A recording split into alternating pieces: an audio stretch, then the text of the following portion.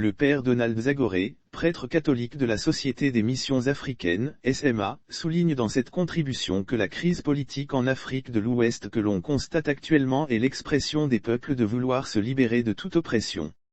L'éveil des consciences des peuples de l'Afrique francophone nous renvoie d'une manière ou d'une autre au fameux siècle des Lumières. Une période caractérisée fondamentalement par un bouillonnement intellectuel où des penseurs s'attachent à libérer l'esprit humain de toute forme d'oppression.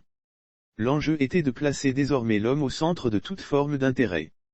La seule voix qui méritait d'être écoutée était la voix de la raison.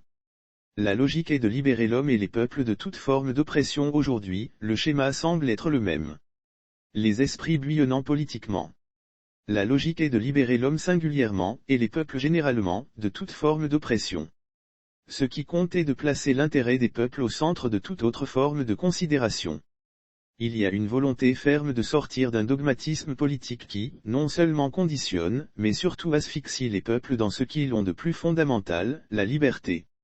Éclosion d'une révolution politique, prendre en main leur destin, engendrer par eux-mêmes les processus de leur autodétermination est plus que jamais la raison d'être de ces peuples.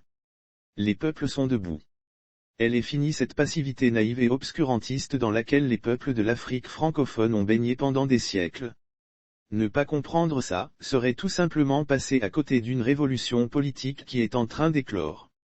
L'écoute de la voix du peuple tout politique qui voudrait donner de l'essence et de la consistance à son agir politique aujourd'hui doit se soumettre à ce principe divino-politique qui est l'écoute de la voix du peuple. Ne dit-on pas à juste titre que la voix du peuple est la voix de Dieu, vox populi, vox Dei. Cependant, que dit le peuple ?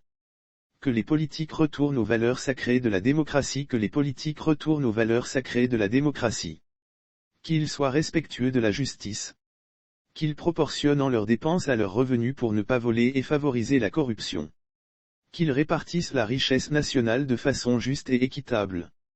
Qu'ils arrêtent le torrent du vice en créant des institutions bienfaisantes qui préviennent le mal et l'étouffent dans son germe, au lieu de créer des supplices contre des malheureux qu'une législation absurde et barbare pousse à la révolte, au crime et à la mort.